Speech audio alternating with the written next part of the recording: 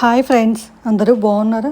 ఈరోజు నేను మునగాకు కరివేపాకు పౌడర్ చేసుకోవడానికి ముందు ప్రాసెస్ చూపిస్తున్నానండి. ఈ చెట్టు దగ్గరికి వెళ్ళి ఇట్లా కాడలతోనే తీసుకొచ్చానండి.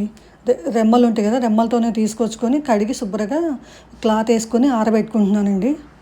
కరివేపాకు మొత్తం దూసానండి. ఈ మునగాకు మాత్రం అట్లా లేకుండా ఇట్లా చేశానండి. కొంతమంది దండాలు కట్టుకొని వాటికి వేలాడ తీసుకుంటారు. మనకి ఎందుకులే అట్లా అనేసి నేను ఇట్లా ఎండబెట్టుకుంటున్నానండి. ఒక 3 days అట్లా ఎండబెట్టుకుంటే సరిపోయిద్దండి. ఒకే దగ్గర అట్లా కుప్పలాగా వేసామనుకోండి, మొత్తం లోపలంతా పాడైపోయిద్ది తడికి. అదే ఇట్లా అంతా ఇట్లా పలచగా వేసుకున్నామనుకోండి, మంచిగా ఆరిపోయి పాడవకుండా ఉంటుందండి. ఇది నా కోసం కాదండి, మా పాప కోసం వాళ్ళకి తీసుకెళ్దామని ఇట్లా చేస్తున్నానండి. నాకైతే ఫ్రెష్గా ఇంట్లోనే కోసుకొని అప్పటికప్పుడు వేసుకుంటానండి.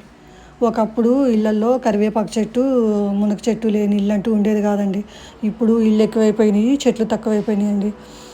సూపర్ మార్కెట్లు ఎక్కువైనాయి, అడిపోయి కొనుక్కొచ్చుకుందాంలే అనేసి కొనుక్కొచ్చుకుంటున్నాం. కానీ మన ఇంట్లో చేసుకున్నంత ఫ్రెష్గా ఉండదు కదండి. మొత్తం రెమ్మలు మొత్తం తీసాక ఇట్లా గాలికి లెగిసిపోతుంటే క్లాత్ కప్పేసి దాని మీద రాళ్ళు పెట్టి ఉంచాను ఫ్రెండ్స్. ఓకేనా ఫ్రెండ్స్? ఇది ఎండిపోయినాక శుభ్రంగా మిక్సీ పట్టుకున్నారనుకోండి, స్టోర్ చేసుకుంటే చాలా రోజులు నిలువ ఉంటుంది ఫ్రెండ్స్. అది మీకు అర్థమైంది అనుకుంటున్నాను. నాకు ఒక లైక్ చేయటం మాత్రం మర్చిపోమాకండి. బాయ్.